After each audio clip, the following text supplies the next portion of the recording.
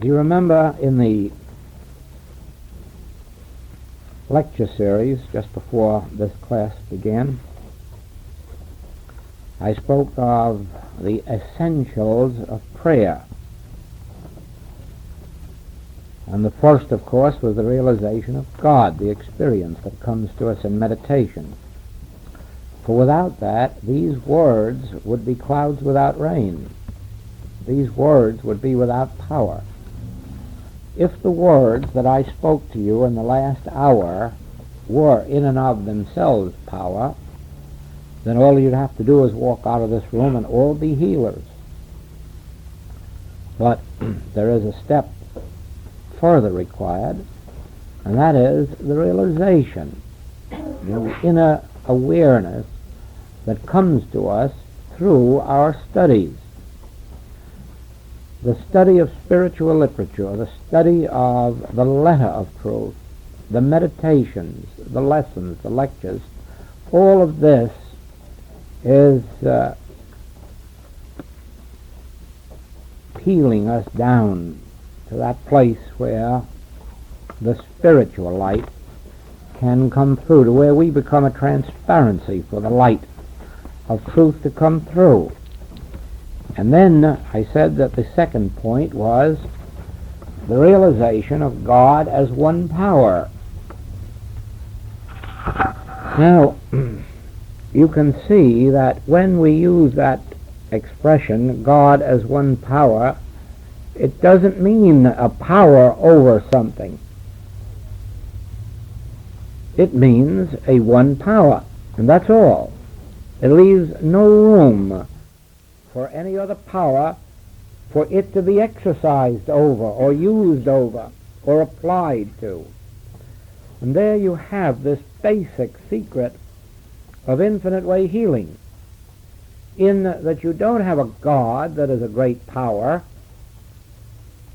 and if you just contact it, it will do something to the negative powers of sin, disease, death, lack, and limitation. But you have an actual God that is one power, and therefore you have no other powers. You have nothing to contend with, and you are in the position of that Hebrew prophet who told his people in their moment of battle, when they were facing a superior enemy, they have only the arm of flesh. We have the Lord God Almighty. In other words, they have nothing. We have the all and the only power. And I use that expression very often in my work when I'm faced with problems, physical, mental, moral, financial, as they're brought to me by patients and students. That very often is the very expression I use. Oh yes, I know. The arm of flesh, trying to convince me that it's a power. It isn't. It's an arm of flesh. Now, as you come into an actual awareness of this, that your God is not only a mighty God, but the might of the universe, beside which there is no other might. As you come into the realization that your God has no opponent, no opposition, nothing to fight, nothing to combat, nothing to discard, nothing to get rid of, that your God is the only, the one, the power, the law, the cause, besides which there is nothing else, you come to a place really and truly where inwardly you say, I have no patient and I have no disease to contend with. And you understand why. Because you're dealing with a white line that would attempt to imprison the child, or the symptom or the appearance that would attempt to imprison us. But actually you say, no, my God is the infinity. Now in the face of that, what did hinder you? Get up, pick up your bed and walk. Now, this is even more true as you realize that the nature of God is this I at the center of your being, because you don't have to go anywhere now to get God. You don't have to do anything to deserve God. You already have it. The eye of your being, and it already knows your need because it is infinite intelligence, and because it is divine love. It is His good pleasure to give you the kingdom, and you relax, and you let the God that is always functioning continue to function, and then in that realization, all of these white chalk lines begin to disappear out of your life. Because they're not there as barriers, they are there as appearances. It is like Peter and John in prison, with all of the iron bars and locks around them, and then something miraculous happened, and the next day they were outside of prison, but the bars were still there and the locks were still there. Well, surely, who cares about rubbing out the white chalk? Who cares about the symptoms of disease or the appearance of disease? Let them alone. In time, they'll rub themselves out. But what we are concerned with is this. Is there anyone or anything or any condition to be feared? And the answer must be no. I is the one power, the all power, the only power, and so anything out here is not power. If it exists so that I can see it, hear it, taste it, touch it, or smell it, it isn't power. It is there for our use, for our communion, for our joy, for our pleasure. Food is given to us for whatever purpose food is meant. Entertainment is given to us for whatever part entertainment can play in our experience. Education is given to us for whatever wonderful thing can do. Music, art, literature, all these things exist for our joy, but not to have some effect upon us. Any effect that we want is to come to us from the I within our own being, the God of our being, that which is ever present where I am. The place whereon thou standest is holy ground. There's no tomorrow about that. There's no yesterday about that. There's no 5 minutes from now about that. Now, the place whereon I stand is holy ground. And you know that in the wisdoms of the infinite way, it tells us that we're never really in heaven as long as we have a desire. Even a desire for health will keep us out. We're only in heaven in the realization that now am I the Son of God.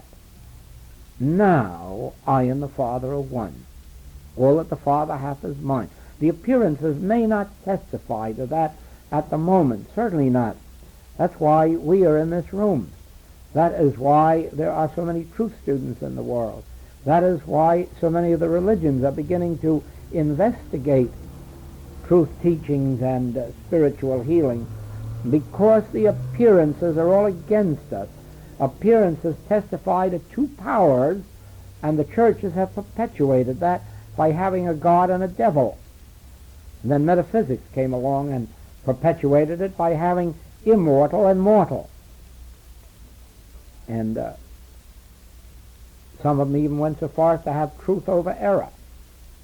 Always perpetuating the power of God and the power of evil. When you come to the infinite way, you have to choose this day whom you will serve. And our service is a devotion to the God that is infinite, besides which nothing exists that needs to be wiped out or destroyed. Nothing exists which has power to limit us or hinder us, prevent us. What did hinder you? Since God is in the midst of you, an all-knowing mind, a divine love, an infinity of power, the only creative influence or principle in the entire universe, and it's all closer to you than breathing and nearer than hands and feet. Now, if you speak of this to others, I can assure you that you lose it. You might just as well plant a wonderful garden And then every day bring your friends in and dig it up and show them the nice seeds planted there in fertile soil. And then expect that someday you're going to have a crop. This truth that you're receiving in class, or that you're reading in the books, isn't really truth at all. These are seeds of truth. And these are seeds of truth that are planted in your consciousness. If your consciousness is fertile, the seed will take root and spring up, and you'll have a bountiful crop. But no matter how fertile it is, if you keep digging around and exposing your seeds and showing off with them or making wise metaphysical cliches out of them, you'll get just nowhere. It's far better to be one of the people who in life outwardly know nothing and have it all locked within yourself until the fruits begin to appear, and then you can begin to share them. But don't share your seeds, and don't promise your crop until you've got it, and don't even let anyone know that you're expecting a crop. They may try to get there first. There was an experience I had here in New York. No, out here, this is Chicago. But in New York, many years ago, there was a lady there who was having some measure of trouble about supply. And as the winter was coming on, she felt the need of a heavy cloth coat with a fur collar. But they were too expensive at that time. And so she was waiting for a sale. And lo and behold, Macy's came out with a sale one day with these very heavy coats with fur collars at only $149.99 or 97. And that was the very price she was hoping for. And so this dear sweet thing went to the telephone and told every friend she had in all New York about it. And it was 4 o'clock before she got to Macy's, and by that time they had none left. And I think sometimes that happens to us. We catch some grain of truth, and we're in such a hurry to share it with the rest of the world that we forget that it isn't fruit at all. It's a seed. The crop hasn't come through. When it does, I have seen from our coconut trees in Hawaii, you can pluck all you like. And the more you pluck, the faster they grow. And I've seen in this life of mine, in this work, that I can share as much as I like. And it just seems that the next time there's a class or a lecture, there's more there. But I really believe it's because I sat for 16 years waiting for my crop to appear. For 16 years, I did the healing work without teaching. Never lectured once, never taught, just sat still and healed for 16 years until I was sure that those were real coconuts coming out and not just artificial ones. And so I have been able to go through these 10 years of teaching and find some very rich fruitage, not only my experience, but in many of the students. I'd like for you to see a little bit of that. This whole magazine, published in Australia, is dedicated to the Infinite Way, and the whole magazine is made up of Infinite Way articles. Now, isn't that something? Went into 5,000 homes in Australia, carrying the whole message of the Infinite Way, or rather, the whole magazine, the message of the Infinite Way. And today in the mail comes this from Upper Egypt in Cairo, not Cairo, but Upper Egypt. And it is a colored pastor who has been using the Infinite Way writings for over 2 years, and now he writes to tell me that he just received the Master Speaks Consciousness Unfolding, the Secret of the 23rd Psalm, Spiritual Interpretation of Scripture. Surely my heart is filled with thanks and gratitude. Way out there on the Gold Coast of Africa, and no, this is Upper Egypt, but we also have it on the Gold Coast. That is the fruitage that has come out of this, but the fruitage has come for this reason. The message carries the fruitage of healing, and the fruitage of healing is produced because of this principle that I call one, O-N-E. If there is only one law, and that law is God or Spirit, then we have no need to fear material law, or even legal law, or physical law, or mental law. If the principle of one is true, and the one is God, and the God is Spirit, then there are only spiritual laws, spiritual lives, spiritual beings, spiritual substance, spiritual homes, spiritual families, spiritual good. And so by abiding in that one and not having another that has to be destroyed or risen above or healed, but living in that one, we then come to the appearance and we can say the arm of flesh, the chalk mark, the appearance, the diagnosis, that which would hold us in bondage, but we come right back to the Master. What did hinder you? What power is there apart from God? And when you come to this principle, you've got the whole secret. Not only the secret of healing, but it's the secret of harmony in your life, because you don't have to battle men and women anymore. You don't have to battle conditions and theories. You are carried through life as with a rhythm. You're carried through life almost on a beam of light, and all of these things that you're supposed to do, He performeth. That I at the center of your being, that infinite invisible that works while we sleep, that infinite invisible that goes before us and prepares the way for us, makes the crooked places straight, makes thought receptive and responsive to what we have to say, as long as what we have to say is love, as long as we're not trying to get something, exchange something, sell something, barter something, seek recognition, reward, thanks, as long as we have only the desire for this serving. Many of you have had the experience yourself in either your business life or other ways, that when the idea came to you that you weren't out trying to earn a living, but that your life was a devotion to whatever you were doing at the moment, the living was coincidental. It was a natural reflex action of what you were doing. But if your motive was to make a living, you've got a hard job. And it's no wonder that you get sick on the job many days and don't want to go, if you're just going to make a living.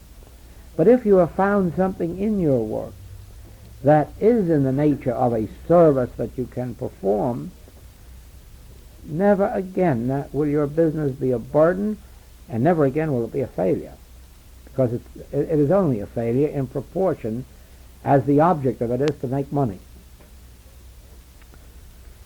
or to make a living. Then there can be successes and there can be failures. But when we have found something in which we can put our heart, in which we can give some measure of service, and as our brother Lawrence told us, even if in the beginning it's scrubbing floors or peeling potatoes, if we can find that doing that is a service to somebody, it will lead us on to higher forms of activity.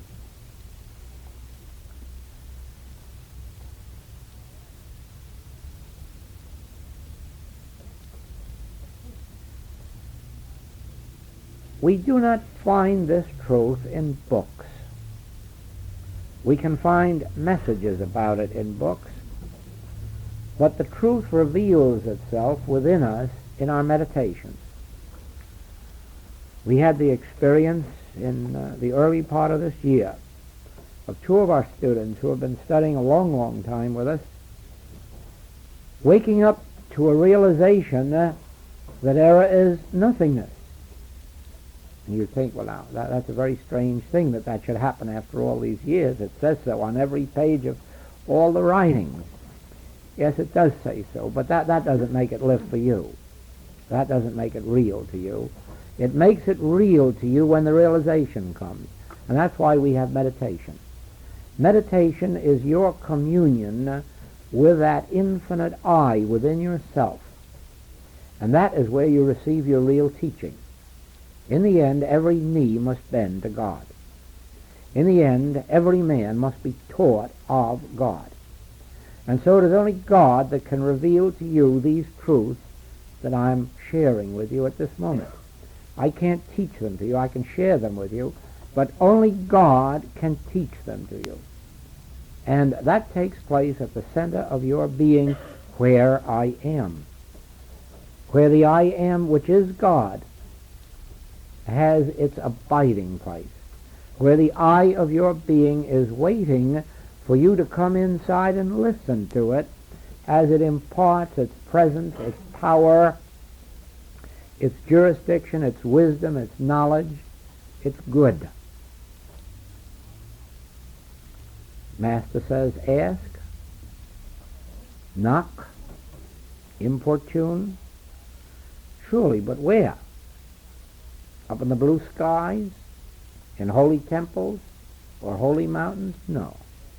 The kingdom of God is within you.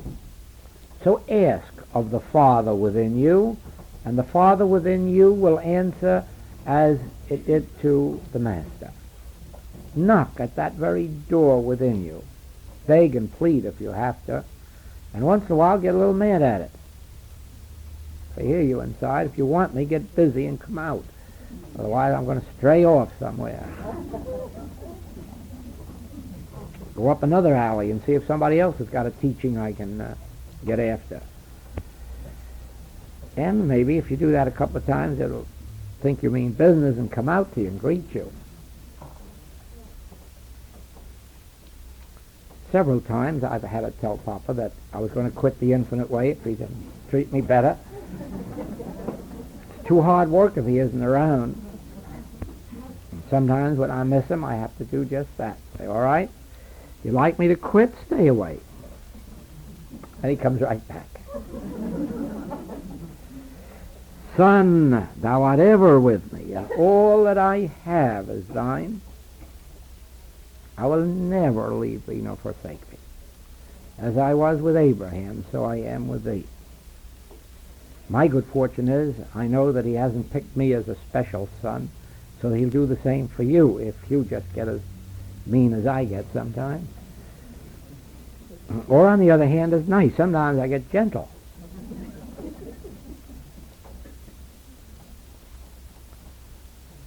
Somehow or other, everyone has to commune with their own inner being, for that's where God is. Sometime or other, everyone has to leave this world.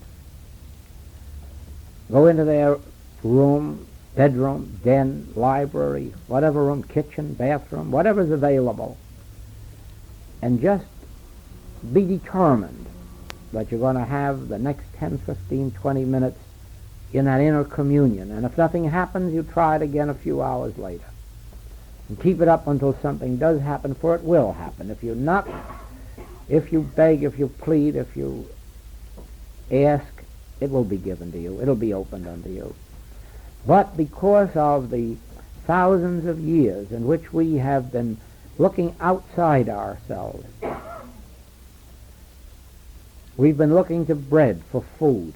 We've been looking to money for supply. We've been looking to friends for pull and influence. And we've just set up a sense of separation between ourselves and the Father within, whose function it is really to support us and maintain us and sustain us. I know the men like to hear this, that their wives shouldn't look to them for support. They have a God the same as we have. And they all ought to be supported by God. Of course, if we have something, we can share it with them, but that should be our pleasure, not our duty.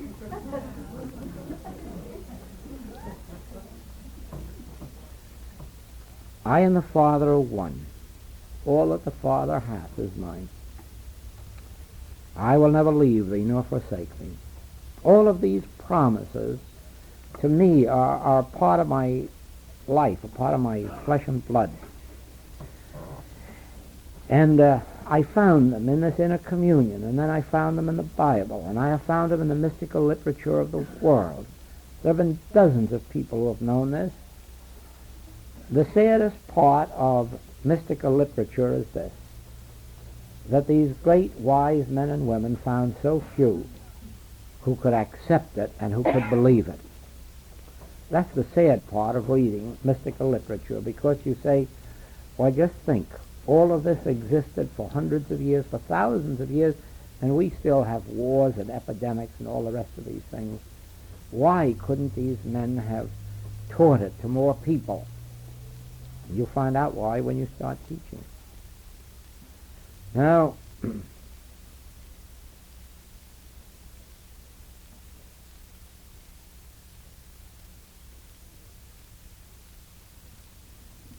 this you will not likely find in any other teaching. I haven't found it in any. But it forms part of the very essence of this work, the very nature of this work. Probably it is what constitutes the fact that there is an infinite way teaching. You are infinite. I am infinite. There is nothing that can be added to you, and nothing that can be taken from you. The infinity which is God constitutes the infinity of your being. It isn't that you of your own self are infinite, otherwise there'd be 4 billion infinities in the world. There is only one infinity, and that is God. But since God is your individual being, your individual being embraces infinity. Now, what could hinder you from demonstrating that? And I will tell you. The attempt to get something, to desire something, to want something, or to believe that you have earned something or are deserving of something. When the truth of the matter is that the infinite nature of your own being means that if you want anything, you've got to release it, loose it, and let it out from within you. That is what the poet, the mystical poet Browning meant when he said, truth is within ourselves. We must open out a way for the imprisoned splendor to escape rather than make entry for a light supposed to be without. Now, all the metaphysicians in the world who are trying to demonstrate supply always end up behind the 8 ball. They can't achieve it. They can't do it. There's no way to demonstrate supply. No one can do it. And the reason is that all of the supply that exists in heaven or in earth exists now within you. And any attempt to demonstrate it must result in failure. There isn't any outside of you. And if you want to enjoy the abundance of supply, you must open out a way for that supply to escape.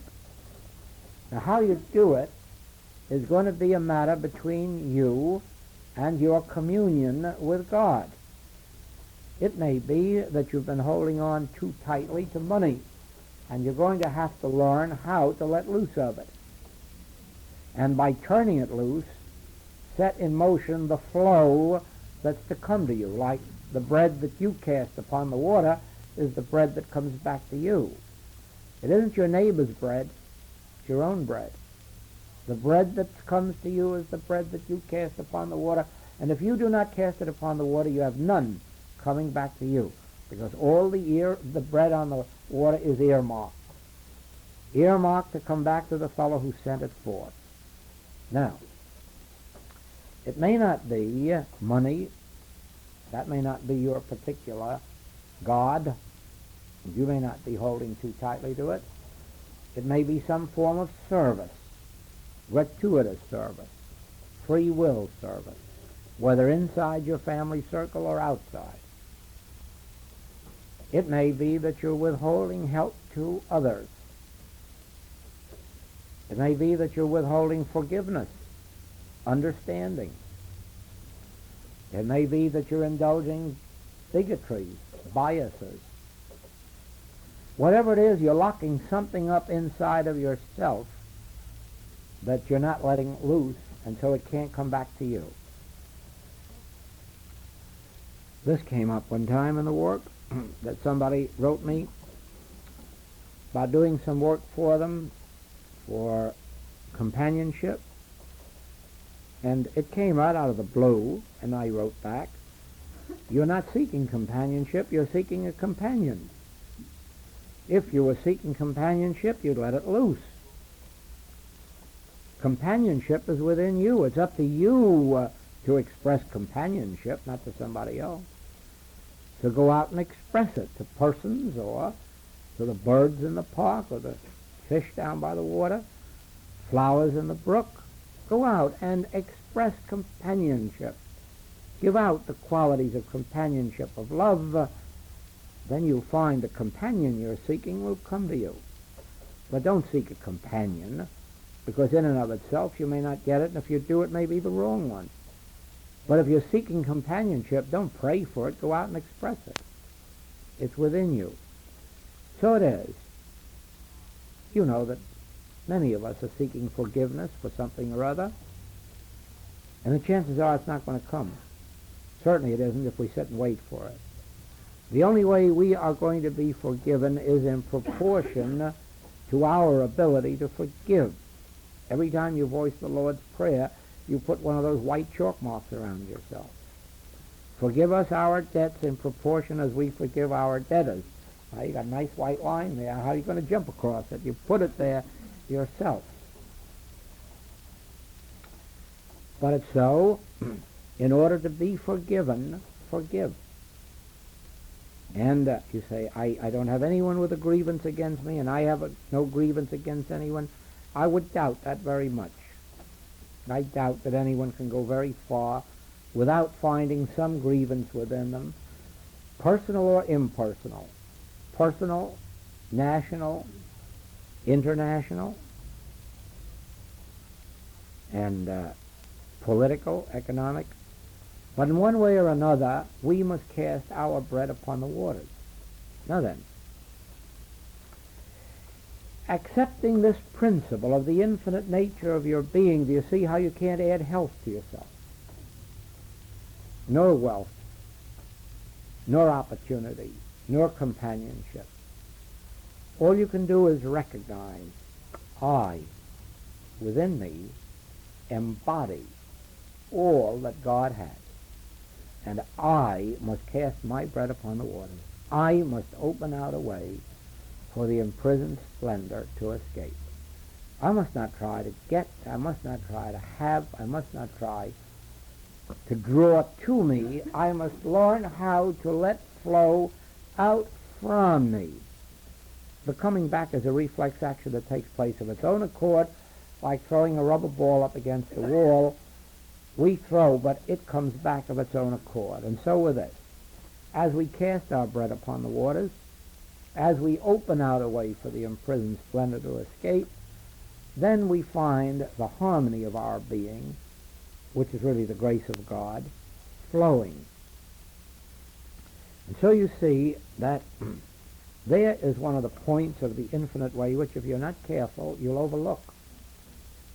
And if you overlook it, you can miss the way. Because the longer you hold yourself in bondage to the belief that you can get something even from God, just that long you're holding yourself out of contact with your good. But the moment you can realize the instantaneity of now and the I-ness of being, from that moment you look out on this world and say, thank you, Father. I need nothing. I need no one. I have no desires. Now I just want to live every single minute as I'm living this minute, loving this universe, loving everyone within range of my consciousness. And if anyone appears in that range to need forgiving, I'll forgive them in advance. 70 times 7, for I hold nothing against any man. Let the other fellow who's without sin cast the first stone, while I make sure that I purge my own sins in the realization of the spiritual presence within me. Until it becomes clear to you that God constitutes your being You cannot understand the infinite nature of your own being, and you will always be seeking safety and security outside of yourself. Now,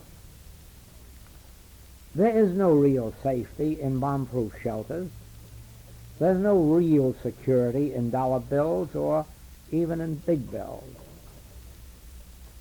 Even the billions that some men have had have entirely disappeared in the devaluation of currency.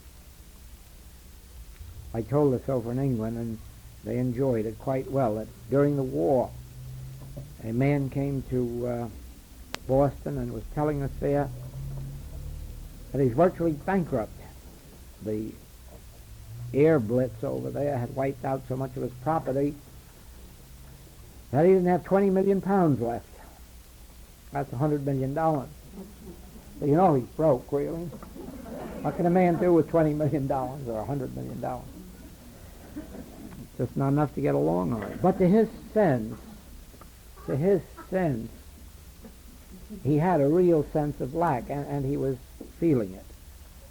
And I had a man later in my own experience, one of our very own friends in New York, who came to me also at the age of 72 to tell me he was concerned because he only had $250,000 left.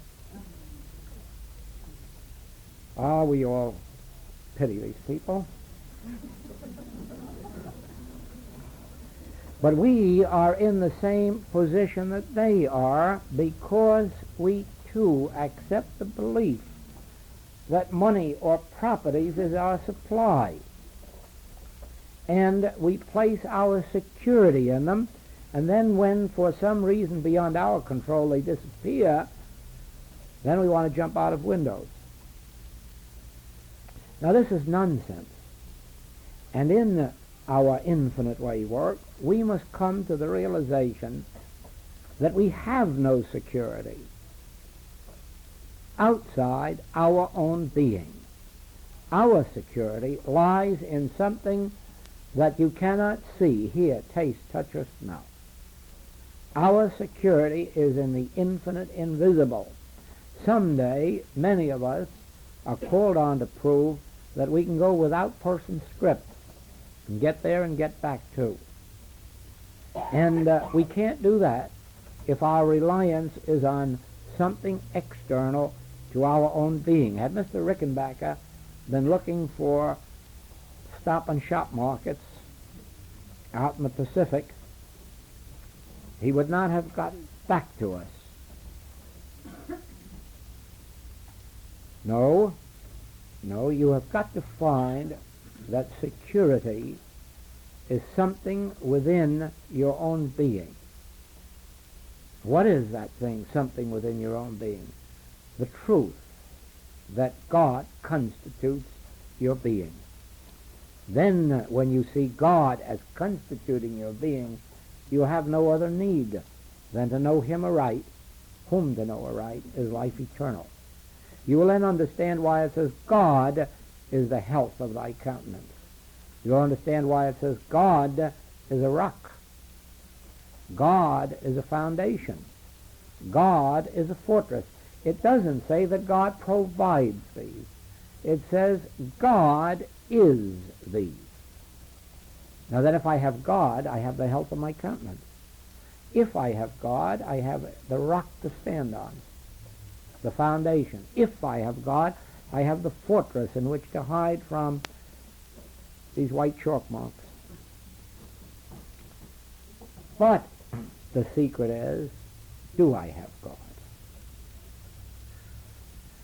Spiritually, theoretically, yes, everyone has God. Actually, no. No, there'd be no sin, disease, or death in the world if everyone had God. They merely have God as a potentiality, as a possibility, as a spiritual truth. But having God means consciously to know Him aright, consciously to tabernacle with God, consciously to commune with God, consciously to know God as the very eye of your own being. Now, having that, You have a fortress, you have a rock, and you have a foundation. You have the help of your countenance, and you have the source of all supply. That is why Moses could witness manna falling from the sky when he needed it. That is why Elijah, out in the wilderness, could have ravens bringing him food, or a widow sharing that little bit that she had. Or wake up one morning and find cakes being cooked right on the stones in front of them. Out of what? Out of nothing.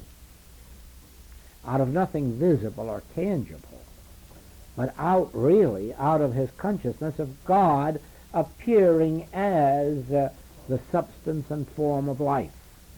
Out of his communion with God, God appears as a raven bringing food. God appears as water out of a cloudless sky to the Rickenbackers.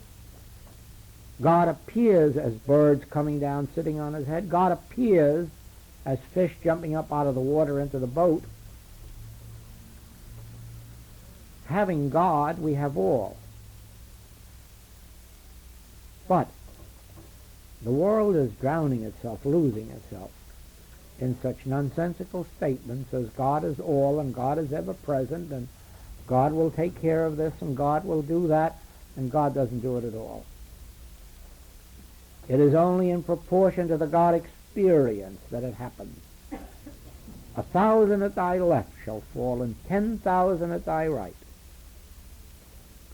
Doesn't that show you that the world hasn't all got God? The Master says, if you do not abide in my word, let my word abide in you. You'll be as a branch that is cut off and withereth. Doesn't that show you that everybody hasn't got God?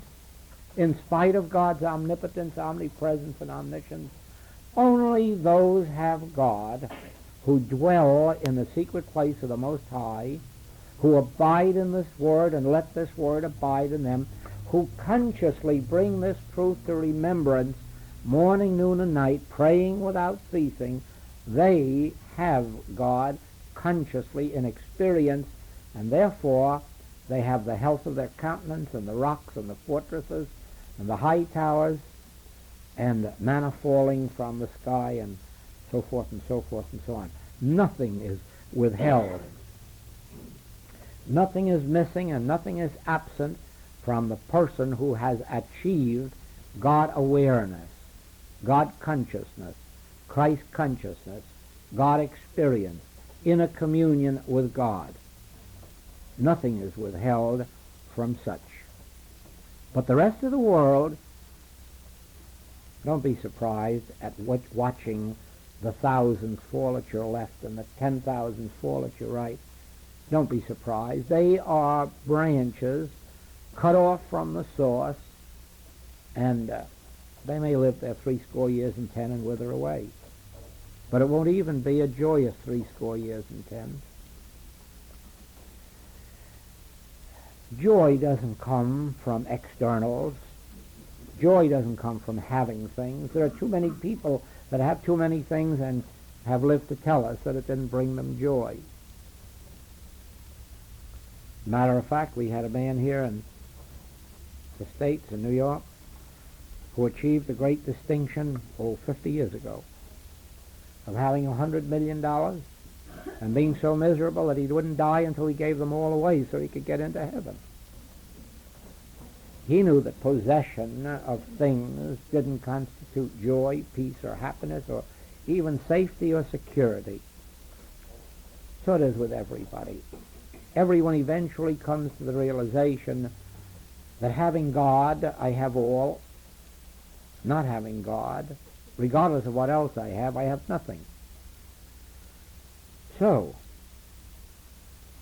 the attainment of God comes to us through our abiding in the spiritual literature of the world, our meditations, our inner communions, and we hasten it through an understanding, even though at first we have an intellectual understanding of the nature of God as one.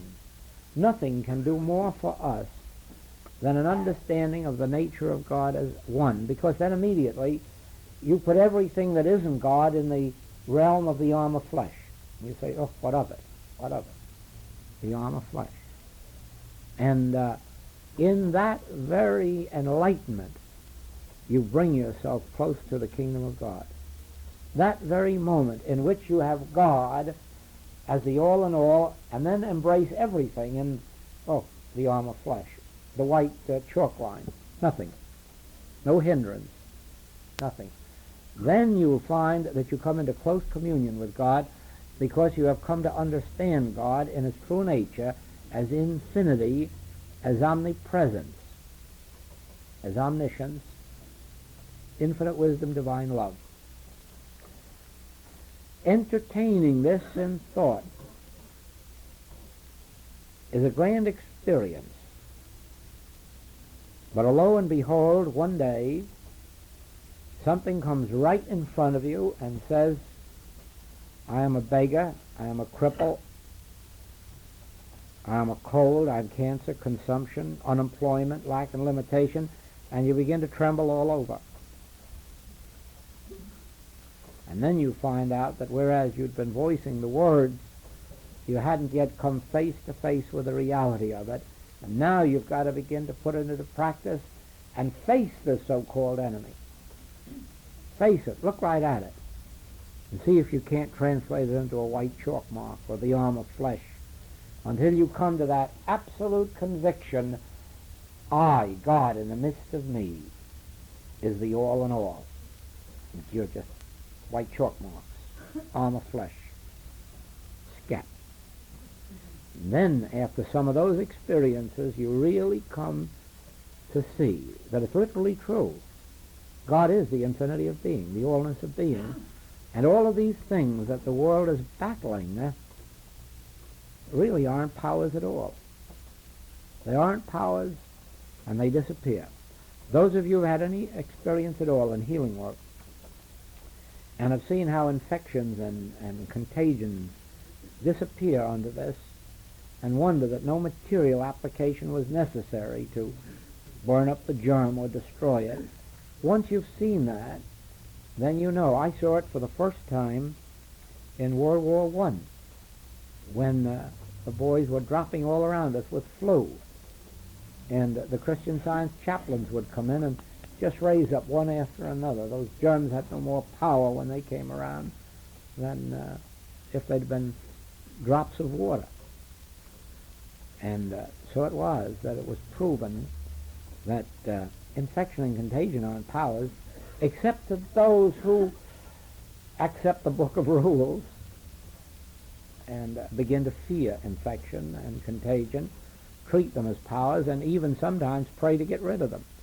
Stop all that nonsensical praying. God isn't going to do a thing to infection and contagion. You are, by realizing the nature of it as an arm of flesh, as nothingness. You are, by not dishonoring God and believing that there can be a great, good God and some other power that you have to fear. So it is. So it is. In meditation, those experiences come, the experiences of light, of an inner release, and you really do look out on the world and say, oh, you devils out there, why don't you come rushing at me now? I'm prepared for you now. Because you know that they would dissolve the same way darkness dissolves when you turn on the light. And so when you are in those exalted moments, you can just invite all the lions and tigers into your consciousness, knowing that the light that is there will dissolve them as error and reveal them in their true nature.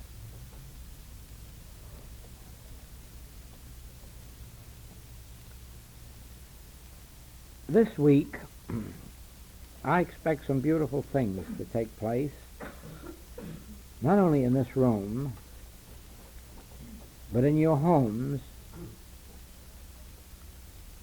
in your families, in the experience of those who may be coming to you as patients or students. Because I confidently hope this week that there will be a tremendous surge of this awareness within us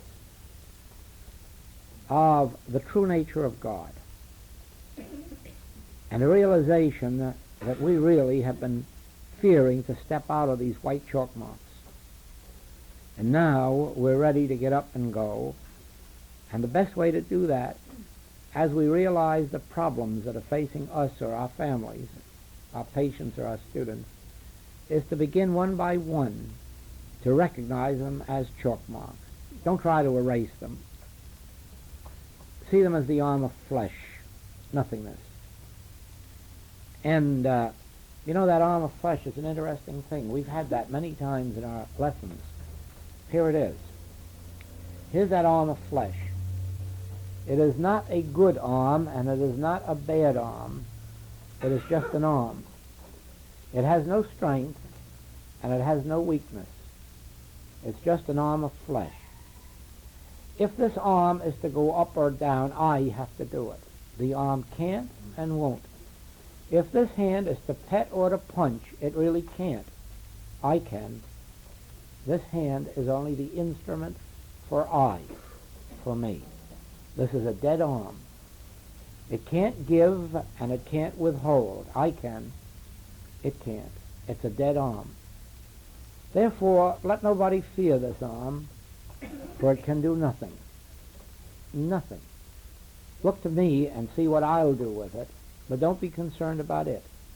Now go over your whole body. Liver, lungs, heart, kidneys, stomach, and look at it the same as you look at this and say, well, just think I've been fearing you. And you're as dead as this arm. You can't pain, you can't give pain, and you can't give pleasure. You can do nothing. I can, but you can't. You're just nothing, an arm of flesh.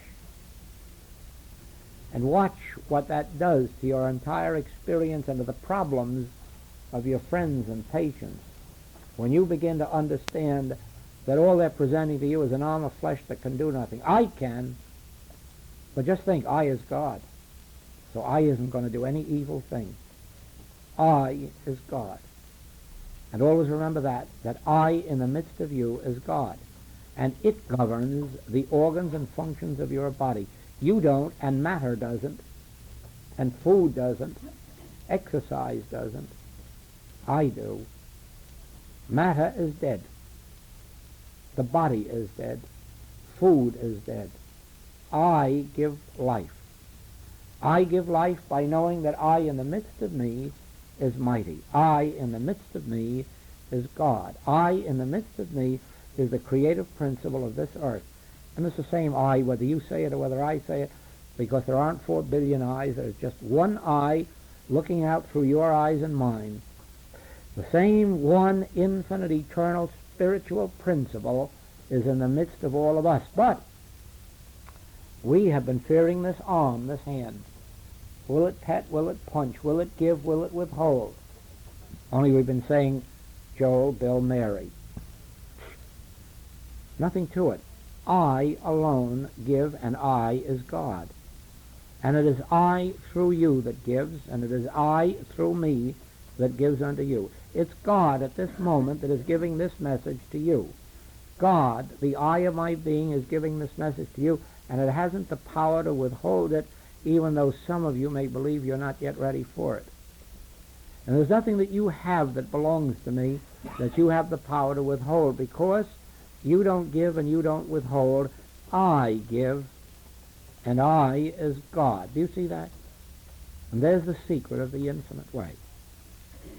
Never believe for a moment that any person has power, or any body has power, or any thing has power, or any organ or function has power. It's the arm of flesh. But I am the life. And I am the way, and I am the truth. And I am the resurrection. And I am going upstairs.